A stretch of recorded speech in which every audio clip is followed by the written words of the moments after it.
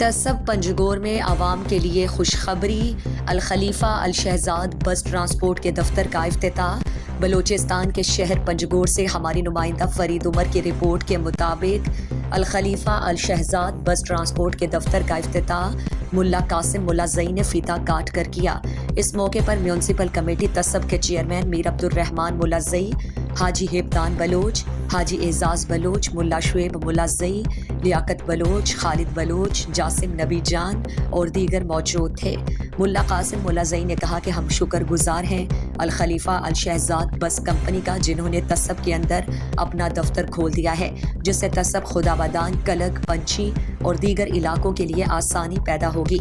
अल-खलीफा अल-शहजाद के मैनेजर मुल्ला शुएब ने कहा, अब तसब खुदाबादान के लोगों को बस टर्मिनल जाने की ज़रूरत नहीं होगी।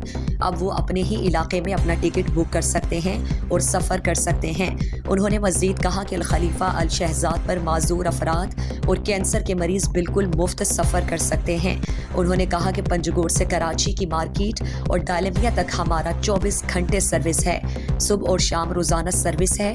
आवाम के मुश्किलात को मद्देनज़र रखकर हम आवाम को बेहतर से बेहतर सहूलियात देने के लिए हमने तसब में अपना ऑफिस खोला है और हमारी कोशिश यही है कि हम अपने आवाम को तकलीफ से बचाएं ताकि वो बगैर किसी परेशानी से सफ़र कर सकें।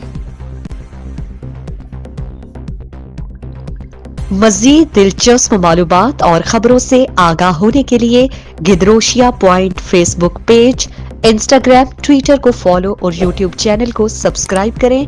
बेल आइकॉन बटन दबाना ना भूलें